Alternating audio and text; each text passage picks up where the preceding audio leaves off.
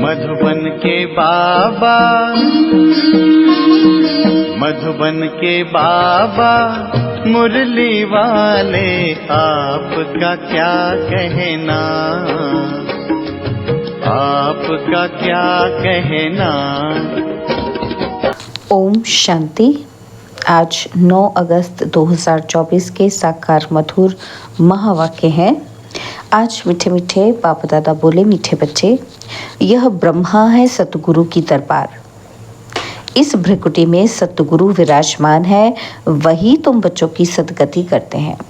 बाबा ने कहा, मीठे बच्चे, यह ब्रह्मा है सतगुरु की दरबार। इस भ्रिकुटी में सतगुरु विराजमान है, वही तुम बच्चों की सदगति करते हैं। बाबा ने आज प्रश्न पूछा कि बाप अपने बच्चों को किस गुलामी से छुड़ाने आए हैं। तो उत्तर में बाबा ने समझाया, इस समय सभी बच्चे प्रकृति और माया के गुलाम बन गए हैं। बाप अभी इस गुलामी से छुड़ाते हैं। अभी माया और प्रकृति दोनों ही तंग करते हैं।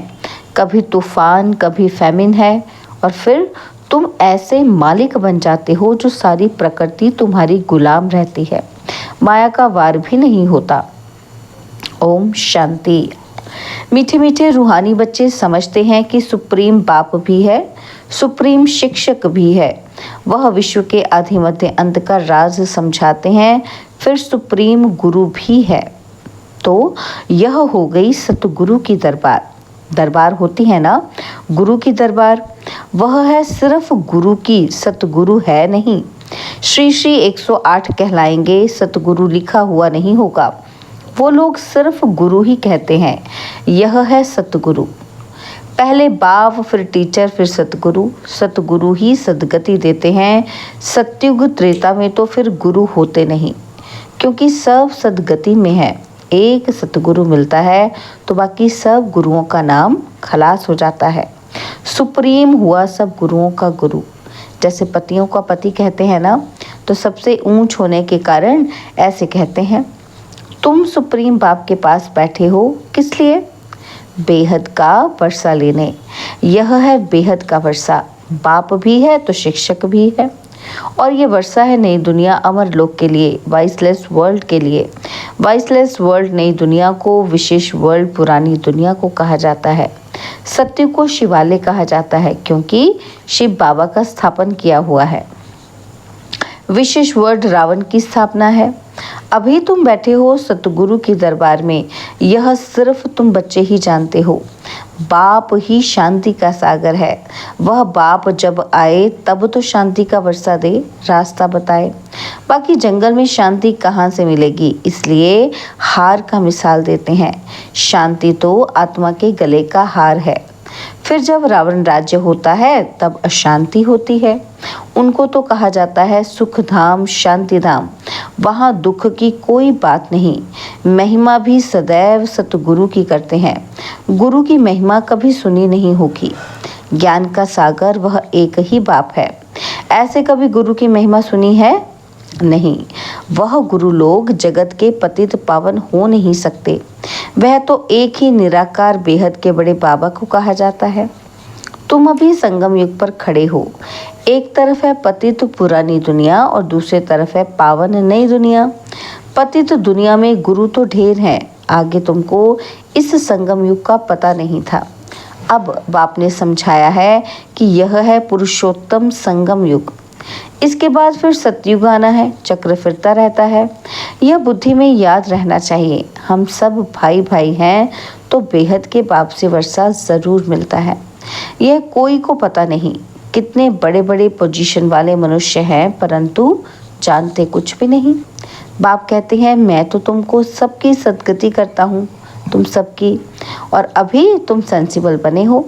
पहले तो कुछ भी पता नहीं था। इन देवताओं के आगे जाकर तुम कहते थे कि हम सेंसलेस हैं, हमारे में कोई गुण नहीं, आप तरस करो। अब ये देवताओं के चित्र तरस करेंगे क्या? यह जानते ही नहीं। रहम दिल कौन है? कहते भी हैं, ओ गॉड फादर रहम करो। कोई भी दुख की बात आती है तो बाप को ज़रूर याद करते हैं। अभी तुम ऐसे नहीं कहेंगे। बाप तो विचित्र है, वह सामने बैठे हैं तब तो नमस्ते करते हैं। तुम सब हो चित्रधारी, मैं हूँ विचित्र, मैं कभी चित्र धारण नहीं करता, मेरे चित्र का कोई नाम बताओ। बस शिव बाबा ही कहेंगे, मैंने यह लोन लिया है, सो भी पुराने ते पुरानी जुत्ती, उसमें ही मैं आकर प्रवेश करता हूँ। इस शरीर की महिमा कहाँ करते हैं, यह तो पुराना शरीर है, अडॉप्ट किया है तो महिमा करते हैं क्या? नहीं, यह तो समझते हैं कि ऐसे था, अब फिर मेरे द्वारा गोरा बन जाएगा। अब बाप कहते हैं मैं जो सुनाता हूँ उस पर जज करो, अगर मैं राइट हूँ तो राइट को याद करो, उनका ही सुनो, अनराइटियस सुनो ही नहीं। उनको इविल कहा जाता है, टॉक नो इविल, सी नो इविल। इन आँखों से जो कुछ देखते हो इनको भूल जाओ। अभी तो जाना है अपने घर, फिर वापस अपने सुख धाम में आएंगे। बाकी तो ये सब जैसे कि मरे पड़े हैं, टेम्परेरी हैं, ना यह पुराने शरीर होंगे ना यह दुनिया होगी। हम पुरुषार्थ कर रहे हैं नई दुनिया के लिए, फिर वर्ल्ड की हिस्ट्री ज्योग्राफी रिपीट होती है। तुम अपना राज्य भाग्य ले रहे हो, जानते हो कल्प कल्प बाप आते हैं राज्य भाग्य देने। तुम भी कहते हो बाबा कल्प पहले भी मिले थे, वर्षा लिया था, नर से नारायण बने थे, बाकी सब एक जैसा मर्तबा तो पा नहीं सकते हैं, नंबरवार तो होते हैं। यह है स्पिरिचुअल यूनिवर्सिटी, स्पिरिचुअल फादर पढ़ाने वाला है, बच्चे भी पढ़ाते हैं। कोई प्रिंसिपल का बच्चा होता है तो वह भी सर्विस में लग जाता है, स्त्री भी पढ़ाने लग जाती है, बच्ची भी अच्छी रीति पढ़े तो पढ़ा सकती है, परंतु वह दूसरे घर में चली जाती है। यहाँ तो कायदा ही नहीं है बच्चियों को नौकरी करने का। नई दुनिया में पद पाने का सारा मदार है इस पढ़ाई पर। इन बातों को दुनिया नहीं जानती। लिखा हुआ है भगवानुवाच, हे बच्चों, मैं तुमको राजाओं का राजा बनाता हूँ, कोई मॉडल थोड़ी बनाता हूँ जैसे देवियों के चित्र बनाते हैं। तुम तो पढ़कर वह पद पाते हो, वह तो मिट्टी के चित्र बनाते हैं पूजा के लिए। यहाँ तो आत्मा पढ़ती है और फिर तुम संस्कार ले जाएंगे, जाकर नई दुनिया में शरीर लेंगे। दुनिया खत्म नहीं होती है, सिर्फ एज बदलती है, golden age, silver age, copper age और आयरन एज। 16 कला से 14 कला। दुनिया तो वही चलती रहती है, नई से पुरानी होती है। बाप तुमको राजाओं का राजा बनाते हैं इस पढ़ाई से, और कोई की ताकत नहीं जो ऐसा पढ़ा सके। कितना अच्छी रीति समझाते हैं, फिर पढ़ते पढ़ते माया अपना बना लेती है। फिर भी जितना जितना जो पढ़ा है उस अनुसार वह स्वर्ग में ज़रूर आएंगे। कमाई जाएगी नहीं। अविनाशी ज्ञान का विनाश नहीं हो सकता। आगे चल आएंगे, जाएंगे कहाँ? एक ही हट्टी है ना, आते रहेंगे। शमशान में जब मनुष्य जाते हैं तो फिर बड़ा वैराग्य आता है, बस ये शरीर ऐसे छोड़ने का है। और फिर हम पाप क्यों करें? पाप करते करते हम ऐसे मर जाएंगे, ऐसे ख्यालात आते हैं। उसको कहा जाता है शमशानी वैराग्य। समझते भी हैं जाकर दूसरा शरीर लेंगे, परंतु ज्ञान तो नहीं है ना। यहाँ तो तुम बच्चों को समझाया जाता है, इस समय तुम खास मरने के लिए तैयारी कर रहे हो, क्योंकि यहाँ तो तुम टेम्परेरी हो, पुराना शरीर छोड़ फिर नई दुनिया में जाएंगे। बाप कहते हैं बच्चे, जितना तुम मुझे याद करेंगे उतने पाप कटते जाएंगे। सहज ते सहज भी है तो डिफ़िकल्ट भी है। बच्चे जब पुरुषार्थ करने लग पड़ते हैं तब समझते हैं कि माया की बड़ी युद्ध है। बाप कहते हैं सहज है, परंतु माया दीवा ही बुझा देती है। गुलब कावली की कहानी है ना, तो माया बिल्ली दीवा बुझा देती है। यहाँ सब माया के गुलाम हैं और फिर तुम माया को गुलाम बनाते हो। सारी प्रकृति तुम्हारी अदब में रहती है, कोई तूफान नहीं, फैमिन नहीं। प्रकृति को गुलाम बनाना है, वहाँ कभी भी माया का वार नहीं होगा। अभी तो कितना तंग करती है। गायन है ना, मैं गुलाम तेरा, वह फिर कहते हैं तू गुलाम मेरा। बाप कहते हैं अब मैं तुमको गुलाम पने से छुड़ाने आया हूँ। तुम मालिक बन जाएंगे और वह गुलाम बन जाएंगे। जरा भी चूंचा होगी ही नहीं। यह भी ड्रामा में नूंद है। तुम कहते हो बाबा माया बड़ा तंग करती है, सो क्यों नहीं करेगी। इसको कहा ही जाता है युद्ध का मैदान। माया को गुलाम बनाने के लिए तुम कोशिश करते हो तो माया भी पछाड़ती है, कितना तंग करती है, कितने को हराती है, कईयों को एकदम खा जाती है, हप कर लेती है। भल स्वर्ग का मालिक बनते हैं परंतु माया तो खाती रहती है। उनके जैसे पेट में पड़े हैं, सिर्फ पुछड़ी निकली है, बाकी सारा उनके अंदर है। जैसे दुबन माना दलदल भी कहते हैं ना, तो कितने बच्चे दुबन में पड़े हुए हैं, ज़रा भी याद ही नहीं कर सकते।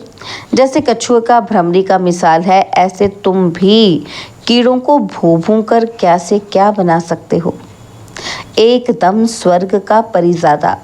सन्यासी भल भ्रमरी का मिसाल देते हैं परंतु वह कोई भू भू कर बदलते थोड़ी हैं, बदली होती है संगम पर। अभी यह है संगम युग।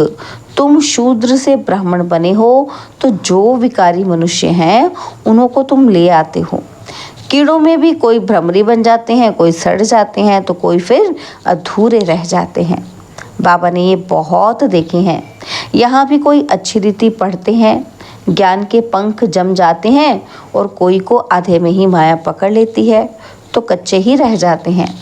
तो यह मिसाल भी अभी की हैं। वंडर है ना, भ्रमरी कीड़े को ले जाकर आप समान बनाए। यह एक ही है जो आप समान बनाते हैं। दूसरा सर्प का मिसाल देते हैं।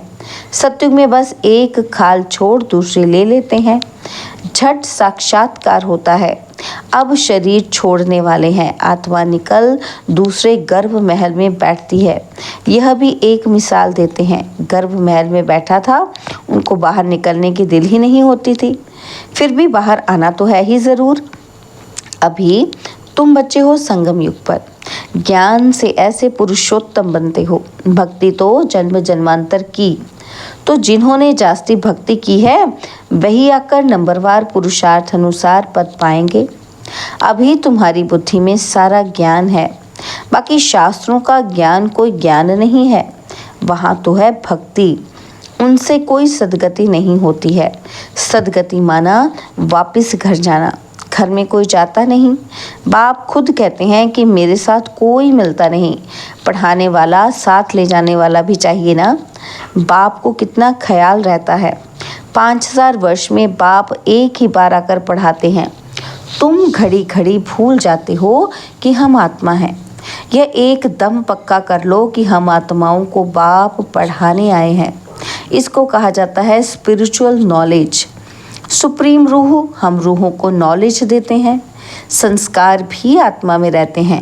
शरीर तो खत्म हो जाता है, आत्मा अविनाशी है। तो यह ब्रह्मा की भ्रिकुटी है, सतगुरु का दरबार। यह इस आत्मा का भी दरबार है और फिर सतगुरु ने भी आकर इनमें प्रवेश किया है। इनको रथ भी कहते हैं और दरबार भी कहते हैं।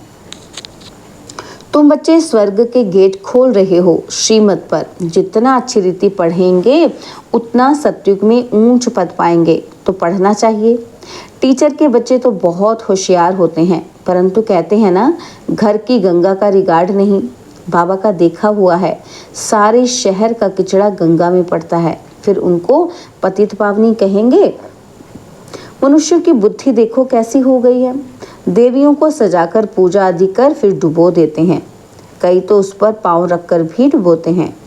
बंगाल में पहले रिवाज था कि किसी का प्राण निकलने पर होता था तो उनको झट गंगा पर ले जाते थे और वहाँ पानी में डालकर हरि बोल कर मुख में पानी डालते रहते थे।